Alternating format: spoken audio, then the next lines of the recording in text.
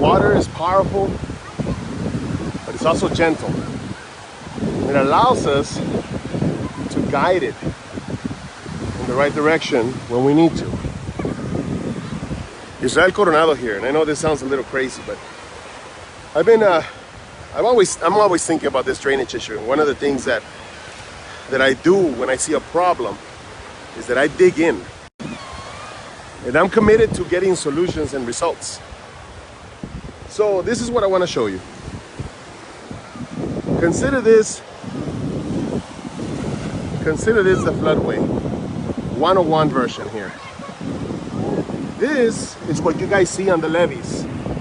Think of that as the expressway when you cross from Mercedes to Weslaco. These shells right here, they represent the floodgates that drain Weslaco. Mercedes has its own on the other side. But right now we're just gonna focus on Weslaco's. Now, this one right here, it's different because that one actually belongs to Mercedes. If you draw a line, and this is 1015, and you cross another bridge over going towards Progreso, when you cross the levees, that pump is right there on 1015, right on the edge. And that one has a motor.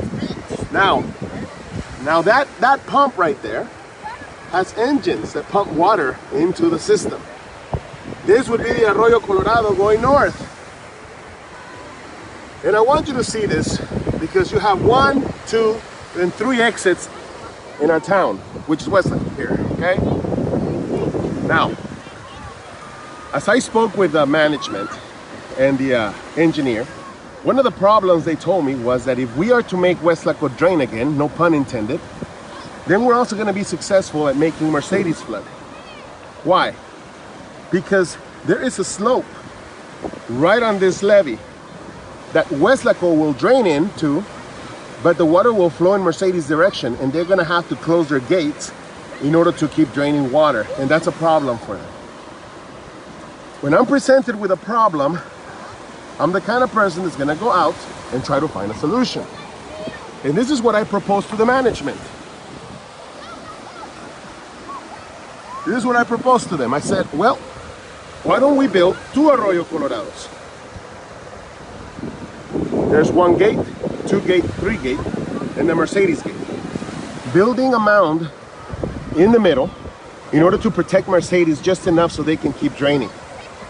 Now, you may say, oh, well, that's so expensive. It was going to cost, hundreds of millions of dollars, and it doesn't have to. But it's going to take all of us pulling together. It will take everyone. Imagine everyone in the area, from Mercedes to La Feria, to Weslaco, Elsa, and Progreso, calling our state senators and asking them for this solution. This is one of the many issues that we have, but it should have been dealt with many years ago. Now, what can we do about it today? We can't let it stay for another generation to solve. It has to be us. It must be us. Now look, it's a simple fix for one of the many issues dealing with drainage. There's many other things that need to be dealt with within the city. But I wanted to get this video so that people would start understanding how the floodway works. Like I said, this is what we have right now. This is the southwest exit.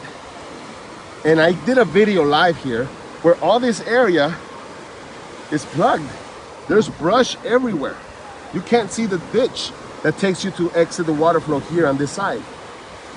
This is Mercedes, so I'm not gonna talk about that one.